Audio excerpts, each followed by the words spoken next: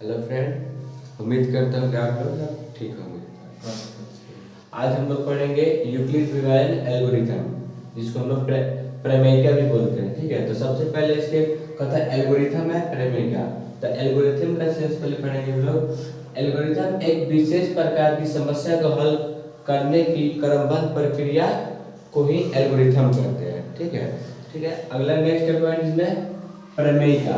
प्रमेयिका को इंग्लिश में लेमा बोला जाता है। लेमा एक सिद्ध कथन है होता है जिसका सहायता से हम क्या है दूसरे कथन को सिद्ध किए जाते हैं। ठीक है, ठीक है। तो यूक्लिड विभाजन जो एल्गोरिथम प्रमेयिका है उसका उपयोग हम लोग दो धनात्मक पूर्णांक के एचसीएफ निकालने के लिए किया जाता है। ठीक है, जैसे हम बोले किन्हीं दो धनात्मक पूर्णांक ए बी के लिए अद्वितीय पूर्णांक Q और R प्राप्त कर होते हैं, जिसके लिए क्या है एक फॉर्मूला बनाया गया है। ये है A equal to B Q plus R को संतुष्ट करता है। यानी इसमें जो दो पूर्णांक A और B जो है उसको संतुष्ट करने के लिए क्या है Q और R का मान ऐसा रखा जाए कि इस समीकरण क्या करे संतुष्ट कर सके, जहाँ पे R का जो मान है 0 से बड़ा और 0 के बराबर या B से छोटा होना चाहिए। ठीक है, जैसे इसको भाषा के रूप में अगर देखा जाए तो यहाँ पर क्या है भाज इक्वल टू भाजक इंटू भागफल प्लस शेषफल है। ठीक है, तो यहाँ पर एक हम लोग एग्जाम्पल लेते हैं, जैसे 135 एंड 225। ठीक है, दो पूर्णांक संख्या। अब इस दो पूर्णांक का हम लोग क्या है एचसीएफ ज्ञात करना है। तो एचसीएफ ज्ञात करने के लिए हमें क्या करें, सबसे पहले ये रूल याद रखना चाहिए, जो दो डिजिट दिया गया तो उसमें जो बड़ा डिजिट है उसको ए मानते हैं। ठीक है, तो जिससे मान लीजिए ए इक्वल टू क्या हो जाएगा 225 और बी इक्वल टू हो जाएगा 135। ठीक है, तो यूक्लिड विभाजन प्रमेय का जो क्या है उसका जो फॉर्मूला है वो है a equal to B Q plus R. ठीक है, तो यहाँ पर a का मान कितना है तो 225 इक्वल टू बी का मान कितना है तो बी को 135। ठीक है, तो अब हम यहाँ पर q का मान को यूज, अब इसको हल करने के लिए क्या करना है कि यहाँ पर ऐसा मान q का रखना है और ऐड करना है r का मान, ताकि क्या है इस समीकरण को संतुलित कर पाए LHS को और RHS को। ठीक है, तो सबसे पहले यहाँ देखेंगे अगर 135 को 1 से मल्टीपल करते हैं तो 135 होगा, अगर 2 से मल्टीपल करते हैं तो कितना होगा 270 होगा। तो यहाँ जो कि 225 से अधिक हो जाएगा, तो यहाँ 1 टाइम्स यूज करेंगे। ठीक है, तो 135। अब इसमें 135 इतना टर्म में पूरा हो गया। अब यहाँ पर कितना है 225, तो इसमें से सब्ट्रैक्ट करेंगे तो 225 में से 135 को माइनस करेंगे। ठीक है, तो 0 होगा, फिर इसमें माइनस करेंगे तो कितना होगा 12 में से 3 9। ठीक है, तो यहाँ पर हो जाएगा 90। ठीक है, तो सबसे पहले क्या है ये जो यहाँ पे b है वो क्या है इक्वल के इस साइड में आएगा और वो क्या होगा 135 इक्वल टू ये जो रिमाइंडर है वो यहाँ इसका पोजीशन यहाँ आ जाएगा तो 90। ठीक है, फिर वही सेम चरण जिस इसमें लिखा गया एल्गोरिथम एक विशेष प्रकार की समस्या को प्राप्त करने के लिए चरणबद्ध। तो यहाँ पे चरण 1 चरण कंप्लीट हो गया।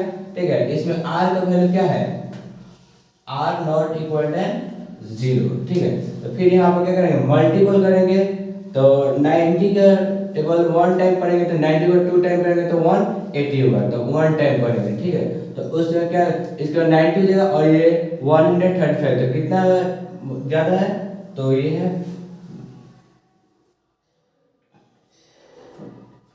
सॉरी, तो इसको डायरेक्ट क्या करेंगे सब्ट्रैक्ट कर लेंगे 135 और 90 तो कितना आएगा 5 4 यानी 45 ही आएगा। ठीक है, फिर ये 90 है, फिर यहाँ लाएंगे इसको पोजीशन यहाँ होगा, फिर इक्वल टू 45 इंटू 2 प्लस 0। ठीक है, तो ये हो जाएगा तो r का वैल्यू जब 0 आएगा तो उस चरण का जो b का वैल्यू होगा वही क्या होगा एचसीएफ होगा। तो एचसीएफ को जो लिखने का जो तरीका है अगर a b का एचसीएफ को लिखने का जो है तो वो इस तरह लिखते हैं एचसीएफ होल ऑफ a और b, तो लिखेंगे यहाँ पर एचसीएफ ऑफ एक 225 135 इक्वल टू 45।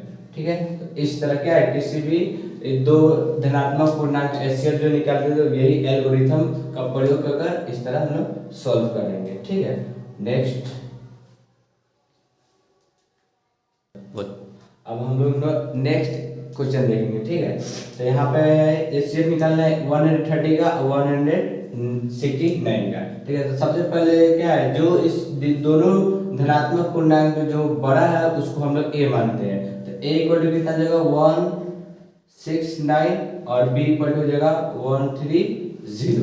ठीक है, तो यूक्लिड डिवाइन एल्गोरिथम के अकॉर्डिंग क्या करेंगे, फॉर्मूला लिखेंगे A equal to B Q plus R. ठीक है, जहाँ क्या होगा 0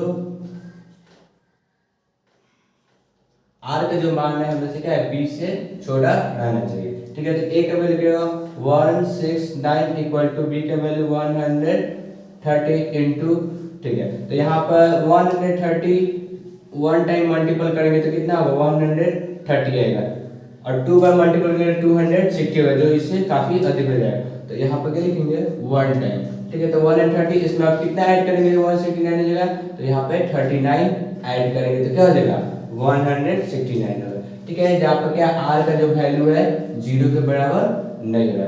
ठीक है, जब तक आर का वैल्यू 0 नहीं होगा तब तक ये प्रक्रिया चलती रहेगी। ठीक है, तो फिर ये 130 क्या हुआ, ये इधर आएगा यहाँ पर और उसके क्या 39 यहाँ मल्टीपल होगा कितना, तो इसको मल्टीपल करेंगे 1 से, तब 39 और 2 से मल्टीपल करेंगे तो